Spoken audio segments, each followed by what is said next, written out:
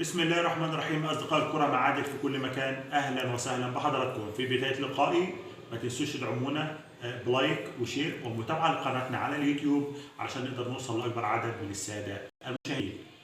قرار تاريخي لبيرسي تاو بالاعتذار عن الانضمام لمنتخب افريقيا في مباراتي الوديتين لمنتخب جنوب افريقيا.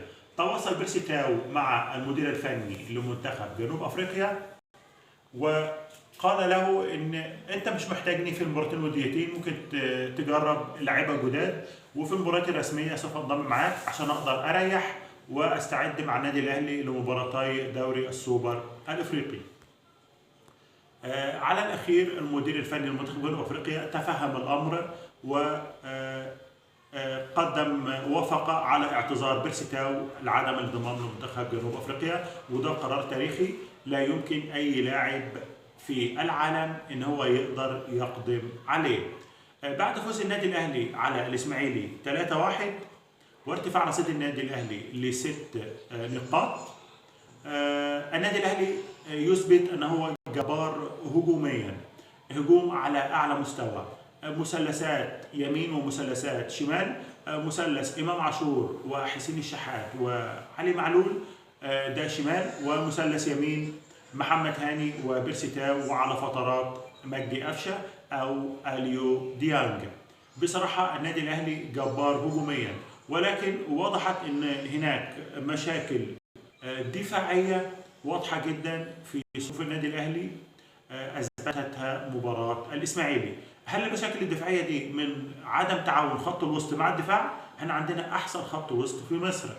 هل من تعالي محمد عبد المنعم على الكره؟ هل من بطء ياسر ابراهيم؟ بنناشد مارسيل كولر ان هو يعالج لنا الحاجات دي في الايام القادمه ان شاء الله.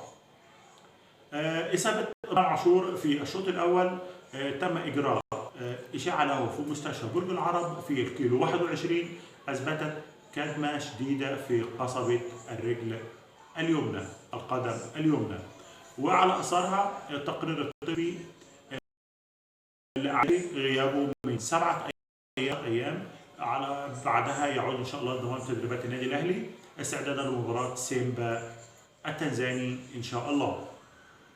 دي اصابه امام عاشور. روي فيتوريا المدير الفني لمنتخب مصر يستدعي كوكا الاهلي للانضمام لمنتخب مصر بديلا لامام عاشور. بعد اصابه امام عاشور روي فيتوريا استدعى كوكا للانضمام لمنتخب مصر، ودي اول مره ينضم لمنتخب مصر الاول وهو لاعب للمنتخب الاولمبي. بنتمنى ان شاء الله التوفيق لكوكا في صفوف المنتخب الاول. وفي اطار تجديد نادي الزمالك للاعبه احمد فتوح يشترط على نادي الزمالك للتجديد $1,000,000 في الموسم الواحد، وده خبر وقع كالصاعقه على اداره نادي الزمالك. وفتوح حاليا ينتظر رد نادي الزمالك للتجديد. في حاله عدم تجديده لنادي الزمالك يحق له التوقيع لاي نادي في مصر او خارج مصر في شهر يناير القادم. بنتمنى ان شاء الله التوفيق لنادي الزمالك في الحفاظ على لاعبيه. في اطار البطوله العربيه المقامه بقطر، النادي الاهلي يفوز على الاتحاد السكندري 82-77 في مباراه ماراثونيه تبادل التقدم فيها نادي الاهلي على فترات ونادي الاتحاد السكندري على فترات. تفوق النادي الاهلي يرجع الى مؤازره رابطه النادي الاهلي بقطر للنادي الاهلي من اول دقيقه لاخر دقيقه في المباراه. المؤازره دي نتج عنها تشجيع حماسي للاعبين. انتهت المباراه بفوز النادي الاهلي. لولا وقوف رابطه رابطه النادي الاهلي وراء الفريق لما تحقق الفوز، لان بصراحه يا جماعه الاتحاد السكندري ده من الفرق الاقويه في مصر، فريق متكامل، فريق على اعلى مستوى. بفوز النادي الاهلي في الدور ربع النهائي على الاتحاد السكندري يصعد لنصف النهائي لملاقاه فريق سلا المغربي، وسوف يواجهوا ان شاء الله غدا الاربعاء في الدور قبل النهائي للبطوله العربيه. النادي الاهلي يسعى لضم نجمي بيراميدز. النادي الاهلي بينتهز المشاكل الموجودة بين أسامة جلال ووليد الكارتي مع نادي بيراميدز، ويسعى ضمهم لتأمين خط الدفاع في يناير القادم. أسامة جلال لتأمين خط الدفاع ووليد الكارتي لتأمين وسط الملعب. هم بصراحة صفقتين على أعلى مستوى. بنتمنى إن شاء الله التوفيق للنادي الأهلي في ضم الصفقتين دول لتدعيم صفوفه لتقويته في البطولات القادمة. آخر أخبارنا، الاتحاد الإفريقي كاف يقرر إجراء قرعة كأس الأمم الإفريقية التي ستقام في كوت ديفوار في شهر يناير القادم. تقام القرعة يوم 12 أكتوبر 12 أكتوبر الجاري بمشاركة 24 فريق. طبعا يأتي على رأس ال 24 فريق دول النادي منتخب مصر على رأس ال 24 فريق. البطولة إن شاء الله سوف تقام ابتداء من 18 يناير القادم. والنادي الأهلي ممثل في منتخب مصر حاليا ب7 لاعبين. نتوقع أن هو يرتفع العدد لما بعد ذلك لأكثر من 7 لاعبين في خضم المباريات دي.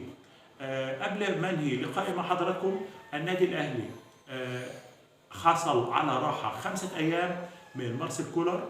يبدأ يعود للتدريبات يوم 14 أكتوبر 14 شهر الجاري استعدادا لخوض مباراة سيمبا يوم 20 مباراة الذهاب في تنزانيا، ومباراة العودة يوم 24 في القاهرة.